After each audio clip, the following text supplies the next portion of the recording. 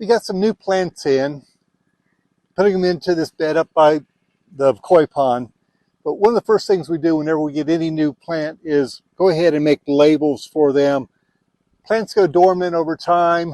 They die down. You forget where they are. You forget what they are. And so we found that making a permanent label just helps us keep track, and so we don't plant something else in the same spot where we have something that may have gone dormant. I'll show you how you make those labels. We've tried a lot of different things for labels, and you can buy labels that get rather expensive if you're buying a lot of them. But what we've come up with is this two-sided aluminum flashing. It's white on one side, brown on the other. It's about a 10-foot roll, probably about $12 at the home center. For the perennials, I have this 18 gauge galvanized wire from the Tractor Supply, farm supply places. It's thick enough that it'll hold its shape, push it down to the ground. We have tried some heavier wire. This is probably 12 gauge galvanized wire, and this is just so hard to bend and work with. We save this for special purposes, but we don't use it for much of the plants.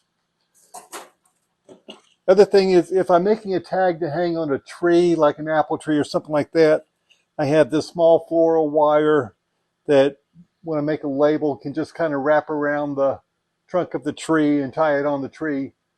That way it'll stay with the tree if the tree gets transplanted out later on.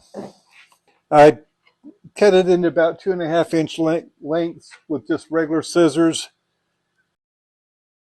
I'll cut that 2.5 inches into about 3/4 inch widths. Doesn't really matter. I mean, some of them end up wider or some skinnier. Then when I get about 10 or so of the labels cut, I'll just stack them up with the brown side up and just use a regular drill bit, a little bit bigger than the diameter of the wire I'm using.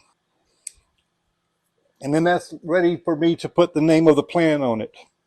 We have this little grinder, came from a big box store. Has this little flexible extension wand to it, a little vibrator tip on the end of it. And then it's just writing the name on the metal. We find if we do it on the brown side, it scratches through, and with the silver background of the aluminum gives good contrast. You can read these pretty easily out in the garden.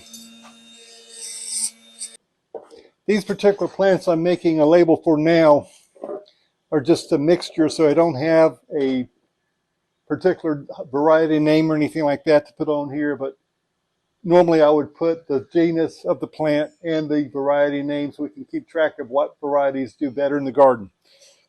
And then for the perennials, because they'll be dying down, I don't want to tie a label onto the plant itself. I use the 12 gauge galvanized wire.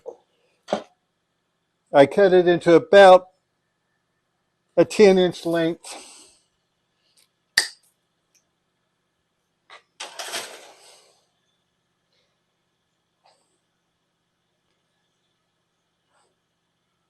Bend the loop in the top of it.